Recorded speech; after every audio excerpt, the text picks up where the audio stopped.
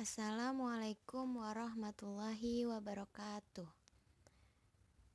Kami dari kelompok Cina ingin mempresentasikan hasil kerja kelompok kami dalam mata kuliah Akuntansi Internasional yang berjudul Analisis Komparatif Amerika dan Asia.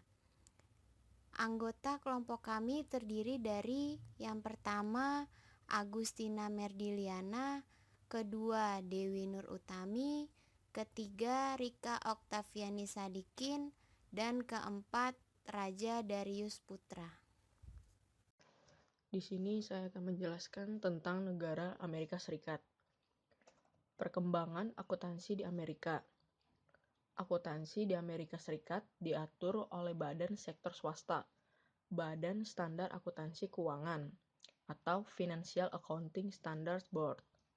Namun, sebuah lembaga pemerintah, Komisi Pengawas Pasar Modal atau Securities Exchange Commission, juga memiliki kekuasaan untuk menerapkan standarnya sendiri. Kemudian ada regulasi dan penegakan aturan akuntansi. Sistem yang dianut Amerika Serikat tidak memiliki persyaratan legal untuk publikasi mengenai laporan audit periodik keuangan. Perusahaan di Amerika Serikat dibentuk di bawah hukum negara, bukan hukum federal. Setiap negara bagian memiliki peraturan dasar perusahaan tersendiri. Secara umum, peraturan tersebut mengandung persyaratan minimal untuk menjaga catatan akuntansi serta publikasi periodik laporan keuangan. Laporan keuangan diperkirakan menampilkan secara jujur mengenai posisi keuangan perusahaan serta operasional yang sesuai dengan prinsip akuntansi yang berlaku umum. Kepatuhan GAAP adalah menguji untuk menampilkan laporan keuangan secara jujur. Di sini tidak terdapat keberatan yang secara subjektif, seperti keberatan yang benar dan jujur. Di Inggris, SEC juga mengharapkan kepatuhan dengan GAAP dan tidak akan menerima laporan auditor dengan pendapat tidak wajar. Kemudian ada pelaporan keuangan. Terdiri dari 8. Yang pertama, laporan manajemen. Kedua, laporan auditor independen. Ketiga, laporan keuangan primer. Keempat, diskusi manajemen dan analisis hasil operasional dan kondisi keuangan. Kelima, penjelasan mengenai kebijakan akuntansi dengan dampak yang paling kritis pada laporan keuangan. Keenam, catatan laporan keuangan. 7. Perbandingan data keuangan selama 5 tahun atau 10 tahun. Yang terakhir, data triwulan terpilih. Selanjutnya ada patokan akuntansi. Peraturan patokan akuntansi di Amerika Serikat berasumsi bahwa kesatuan bisnis akan terus berlangsung jika terus diperhatikan. Dasar perhitungan akrual cukup meresap, serta peraturan transaksi dan pengenalan event sangat bergantung pada konsep yang cocok. Sebuah konsistensi membutuhkan pemaksaan pada keberagaman perlakuan akuntansi terhadap pokok tertentu pada setiap periode akuntansi dari satu periode ke periode selanjutnya. Jika terdapat perubahan pada praktik atau proses, maka dan pengaruhnya harus diungkapkan. Negara kedua yang akan dibahas yaitu negara Jepang. Perkembangan akuntansi di Jepang. Pembukuan dan laporan keuangan di Jepang menggambarkan adanya pencampuran dari pengaruh domestik dan internasional. Dua agensi pemerintahan yang terpisah memiliki tanggung jawab regulasi akuntansi dan terdapat pengaruh yang lebih jauh lagi dari Undang-Undang Pajak Penghasilan Perusahaan Jepang. Pada setengah awal abad ke-20, pemikiran akuntansi merupakan refleksi adanya pengaruh Jerman. Sisa abad selanjutnya adalah pemikiran Amerika Serikat. Kini efek dari International Accounting Standards Board telah terasa dan pada 2001 terjadi perubahan yang besar dengan adanya pembentukan organisasi pengaturan standarisasi akuntansi sektor swasta. Akuntansi Big Bang mulai ditunjukkan di akhir 1990-an untuk menciptakan perekonomian Jepang yang sehat sehingga perusahaan menjadi lebih transparan dan membawa Jepang ke arah standarisasi sosial. Regulasi dan penegakan aturan akuntansi di Jepang. Pemerintah nasional memiliki pengaruh yang signifikan terhadap akuntansi Jepang. Regulasi akuntansi berdasarkan pada 3 badan hukum undang-undang perusahaan atau company law, undang-undang pertukaran dan sekuritas atau Securities and Exchange Law, dan undang-undang pajak penghasilan perusahaan atau Corporate Income Tax Law. Undang-undang perusahaan diatur oleh Ministry of Justice. Dikembangkan dari hukum komersial Jerman, peraturan ini diundang-undangkan pada tahun 1890, tetapi tidak diimplementasikan hingga 1899. Japanese Institute of Certified Public Accountant merupakan organisasi profesional dari CPAS di Jepang. Seluruh CPAS harus termasuk ke dalam JICPA sebagai tambahan untuk memberikan panduan mengenai permasalahan akuntansi serta menyediakan input bagi ASBJ dalam mengembangkan standarisasi akuntansi. Perubahan besar tersebut muncul pada tahun 2001 dengan dibentuknya Accounting Standard Board of Japan atau ASBC dan berhubungan dengan Yayasan Financial Accounting Standard Foundation, disingkat FASF. ASBC kini memiliki tanggung jawab utama untuk mengembangkan standarisasi pembukuan serta panduan implementasinya di Jepang. Untuk pelaporan keuangan di negara Jepang, perusahaan yang tergabung di bawah Undang-Undang Perusahaan dibutuhkan untuk mempersiapkan laporan yang berwenang untuk disetujui pada saat rapat pemegang saham, yang isinya adalah yang pertama neraca, kedua laporan laba rugi, ketiga laporan atas perubahan ekuitas pemegang saham, keempat laporan bisnis, dan kelima jadwal terkait. Untuk patokan akuntansi di Jepang ini, Undang-Undang Perusahaan membutuhkan perusahaan besar untuk mempersiapkan laporan keuangan gabungan. Sebagai tambahan, perusahaan yang terdaftar harus mempersiapkan laporan keuangan gabungan di bawah Undang-Undang Pertukaran dan Sekuritas. Yang pertama, akuntansi atau akun perusahaan pribadi merupakan dasar bagi laporan gabungan, dan prinsip akuntansi yang sama normalnya digunakan pada kedua tingkatan. Yang kedua, anak perusahaan tersebut dikonsolidasi jika induk perusahaan secara langsung atau tidak langsung mengontrol keuangan dan kebijakan operasional mereka.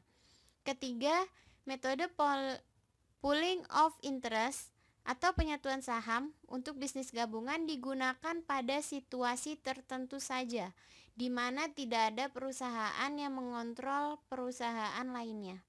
Keempat, sebaliknya, untuk bisnis gabungan dihitung karena pembelian. Negara ketiga yang akan kita bahas pada bab ini adalah negara Meksiko. Perkembangan akuntansi di Meksiko. Secara sejarah, akuntansi di Meksiko dipengaruhi prinsip akuntansi berlaku umum dan standar auditing Amerika Serikat.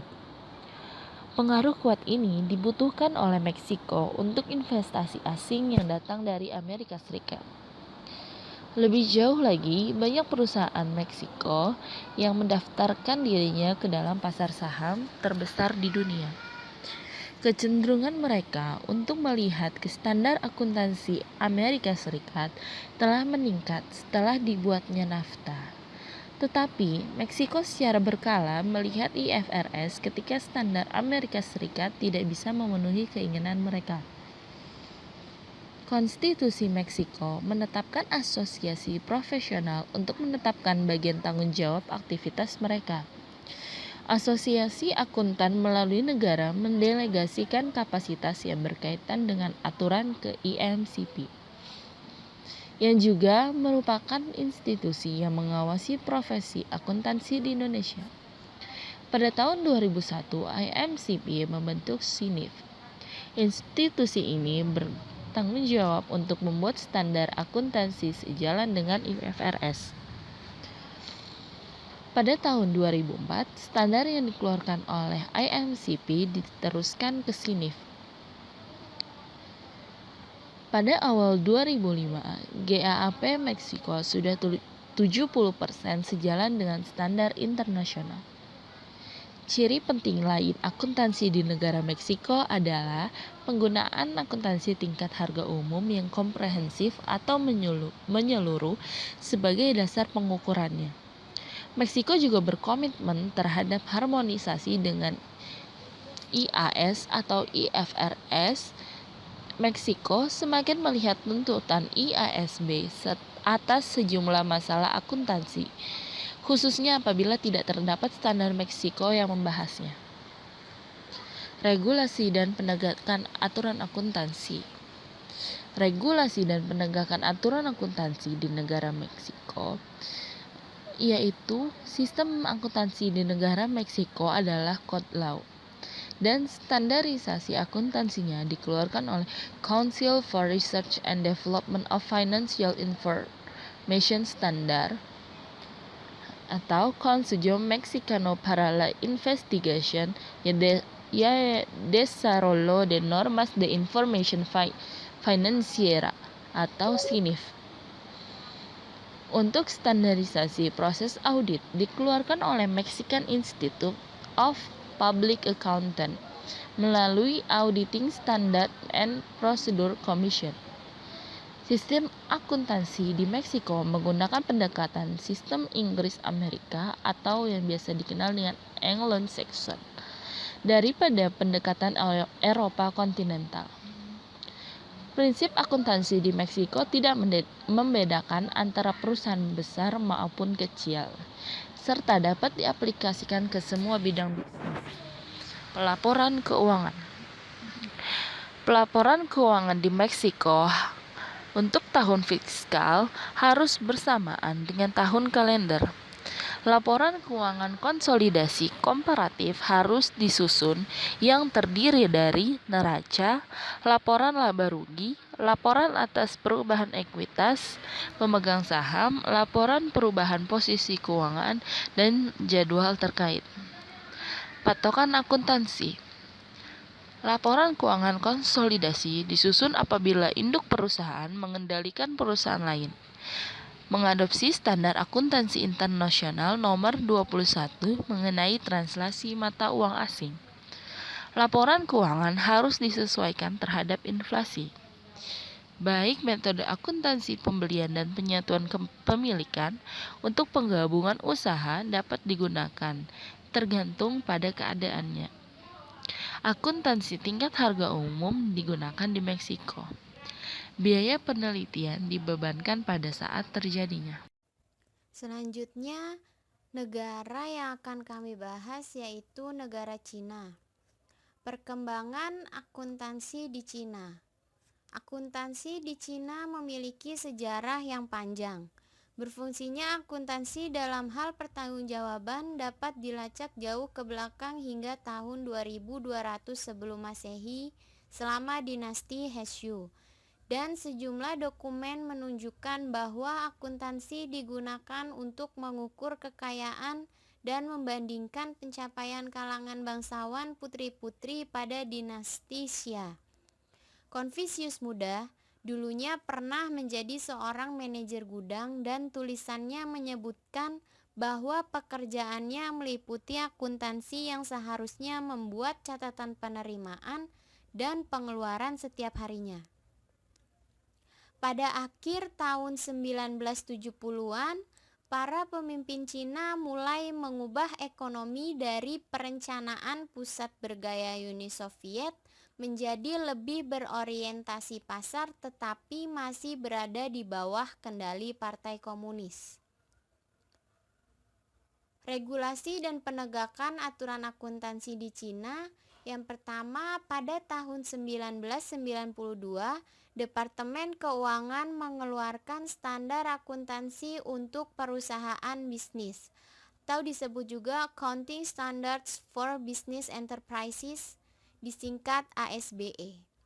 ASBE adalah konsep kerangka kerja yang dirancang untuk menuntun perkembangan standar baru akuntansi yang ada pada akhirnya menyeragamkan praktek domestik dan menyeragamkan praktek akuntansi di Cina dengan praktek internasional.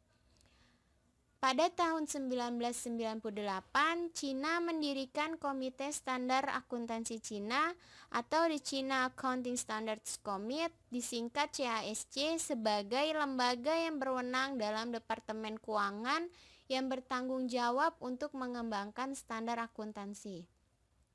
Lalu, tahun 2006, susunan baru ASBE dikeluarkan. Dan ASBE ini menyajikan ketentuan standar akuntansi Cina yang pada hakikatnya sejalan dengan IFRS. Untuk pelaporan keuangan di negara Cina ini, periode pembukuan diminta sesuai dengan kalender tahunan. Lalu laporan keuangan terdiri atas yang pertama ada neraca, yang kedua ada laporan laba rugi, ketiga ada laporan arus kas, keempat ada laporan perubahan ekuitas, kelima penjelasan kondisi keuangan, dan keenam ada catatan. Laporan tambahan diwajibkan untuk mengungkapkan penurunan nilai aktiva, perubahan direktur permodalan, dan penyisihan laba. Laporan keuangan harus dikonsolidasikan, bersifat komparatif dalam bahasa Cina, dan dinyatakan dalam mata uang Cina. Laporan keuangan tahunan harus diaudit oleh seorang CPA Cina. Untuk patokan akuntansinya ini, yang pertama ada penggabungan usaha dicatat menggunakan metode pembelian. Yang kedua ada kapitalisasi dan uji penurunan nilai tahunan diberlakukan untuk goodwill. Ketiga, untuk menghitung usaha gabungan digunakan metode ekuitas. Keempat, penilaian aset menggunakan basis harga perolehan. Yang kelima, biaya depresiasi didasarkan pada basis ekonomi. Keenam, goodwill harus dihapuskan selama tidak lebih dari 10 tahun. Yang keenam, biaya historis merupakan dasar untuk menilai aktiva berwujud. Revaluasi aktiva tidak diperkenankan. Selanjutnya, aktiva didepresiasikan selama perkiraan masa manfaat, umumnya dengan metode garis lurus. Selanjutnya, metode depresiasi dipercepat dan unit produksi juga diperbolehkan. Yang terakhir, persediaan dinilai sebesar yang lebih rendah antara biaya perolehan atau nilai pasar dan metode FIFO, LIFO, serta rata-rata tertimbang merupakan yang diperbolehkan. Negara kelima yang akan dibahas yaitu negara India. Perkembangan akuntansi di India. Tahun 1947 sampai akhir 1970-an, ekonomi India digolongkan dengan program sosial pemerintah terpusat dan industri pengganti barang impor. Karena kurangnya persaingan, berakibat rendahnya kualitas pada produk dan efisiensi dalam produksi.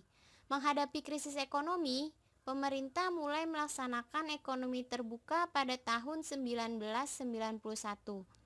Reformasi ekonomi diadopsi sejak itu, termasuk privatisasi industri pemerintah, pembebasan investasi asing dan rezim bursa, pengurangan tarif, dan hambatan perdagangan lainnya.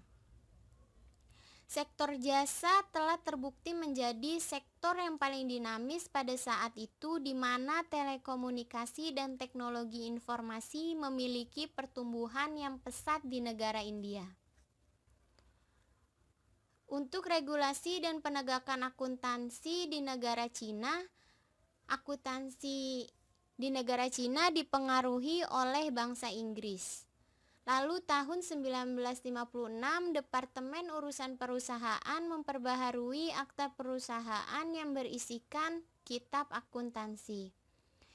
Selanjutnya, lembaga yang bertanggung jawab atas izin profesi akuntansi, pengembangan standar, dan proses audit adalah The Institute of Chartered Accountants of India. Institut tersebut berencana untuk mengadopsi IFRS secara penuh tanpa modifikasi. Standar akuntansi India atau Indian Accounting Standards diterbitkan oleh Dewan Akuntansi Standar. Sedangkan standar asuransi dan auditing diterbitkan oleh Dewan Audit dan Asuransi Standar. Untuk pengawasan terhadap pasar modal ada pada Securities and Exchange Board of India.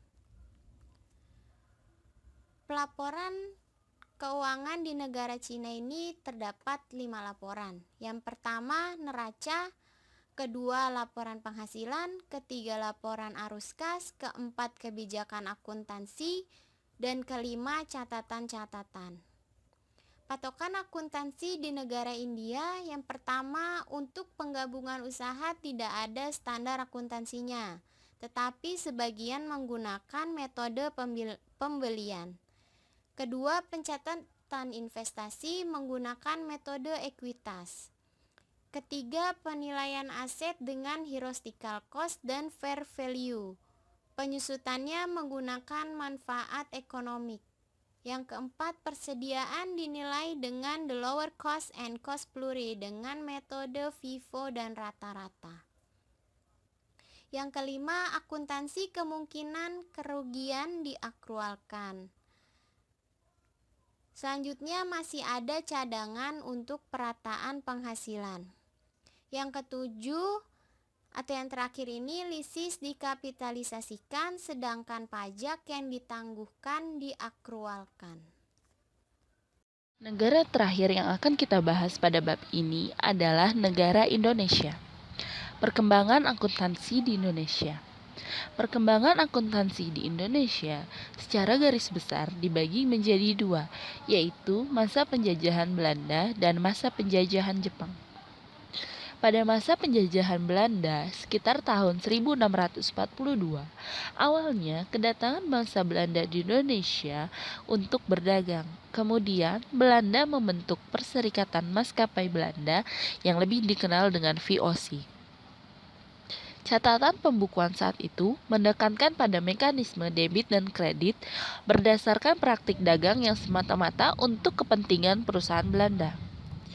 Selanjutnya pada masa penjajahan Jepang sekitar tahun 1942 sampai 1945, sistem akuntansi tidak banyak mengalami perubahan, yaitu tetap menggunakan pola Belanda. Masa kemerdekaan, sistem akuntansi yang berlaku di Indonesia mengikuti sejarah masa lampau dari masa kolonial Belanda. Sistem akuntansinya juga mengikuti akuntansi Belanda yang dikenal dengan sistem tata buku. Regulasi dan penegakan aturan akuntansi. Pengaturan akuntansi di Indonesia diatur oleh IAI atau Ikatan Akuntan Indonesia di bawah pengawasan Departemen Keuangan IAI, membawahi Institut Akuntan Publik, menyusun standar akuntansi keuangan dan standar profesi akuntan publik. Tahun 1972, IAI bekerja sama dengan Badan Pembina Pasar Uang dan Modal membentuk Panitia Penghimpun Bahan-bahan dan Struktur GAAP dan GAAS. Tahun 1994, IAI mengadopsi standar IASC yang dituangkan dalam PSAK yang berlaku 1 Januari 1995. IAI juga menjadi anggota International Federation Accountant atau IFAC.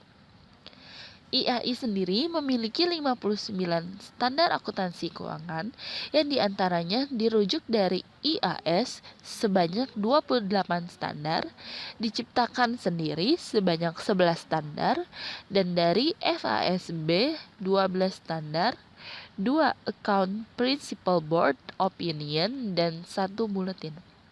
Pelaporan keuangan.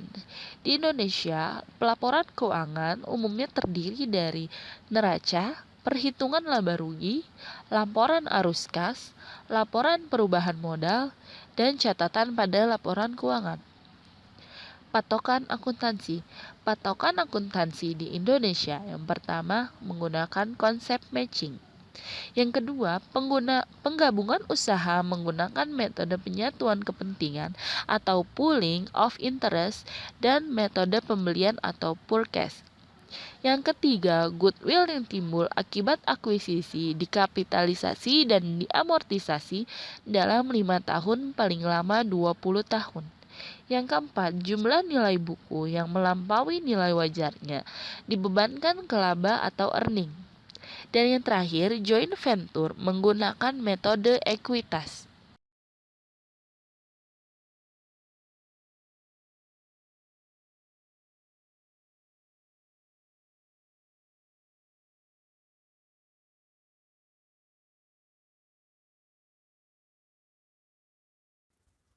Sekian presentasi dari kelompok kami. Semoga apa yang kami presentasikan bisa bermanfaat bagi kita semua.